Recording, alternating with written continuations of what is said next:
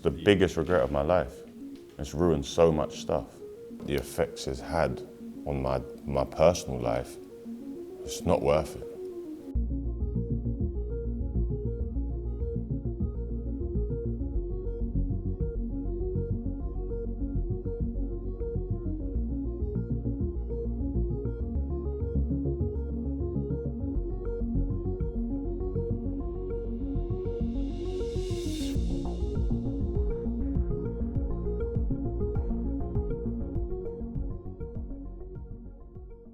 The embarrassment, the shame and embarrassment I've caused on my partner, her friends, her family, my relationships with her friends and family, with my family, nothing, I couldn't say one positive just came out of what's happened. And what sort of stuff did they say to you about what had happened? Oh, you're that guy from that video. I've got to take my hat off to you. She was a good-looking bird. I would have in your position, stuff like that. And was that staff who was saying that? Yeah, that's staff, yeah. And what did the other inmates say about it? Pretty much the same thing. You're a legend, things like that. And how did you feel when they were saying to you things like, you're a legend or take my hat off? I'll be honest, at this point, I was trying my hardest to rebuild my personal life of the things that I broke. You were on B Wing. Yeah. And can you tell us when you first met or came across Linda De Sousa Abreu? I think I was just having a conversation with staff.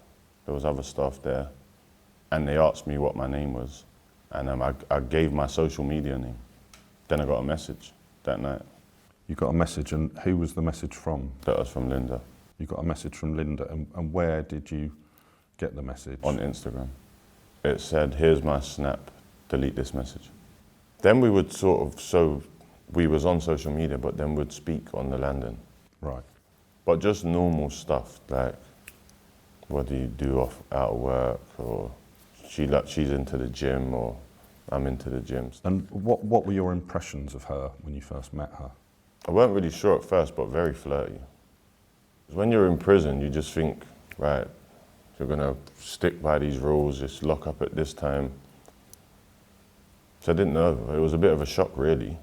I think she said to me, how have you got a mobile phone? And then I said, how do you know that? She said, I see something on your story. And how did your sort of friendship, relationship with Linda develop after she initially made contact with you?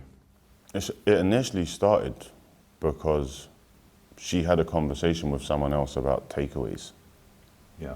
And I said, don't do that with him, I'll do that. Because I'm in prison, the food's What sort of takeaways would that be? Chinese, Nandos, just the stuff that like the public have access to. How would she arrange a delivery of a takeaway? So it'd be simple, she would just bring it in as if it's her lunch. And how often was she doing that, and for how many people? It became an everyday thing for me. And how much would you pay her for that?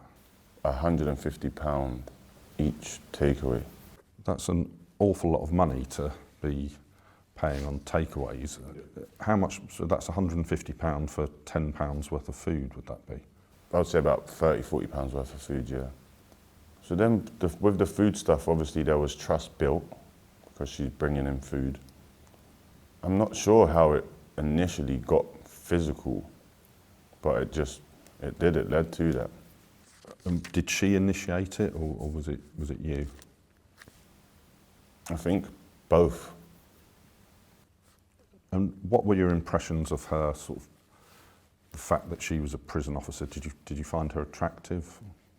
Well, look, when you're in prison, any sort of attention, when you're locked behind the door, or any sort of, I don't know, getting stuff that you're not meant to, it's like you're locked in a cell 23 hours a day, so food and attention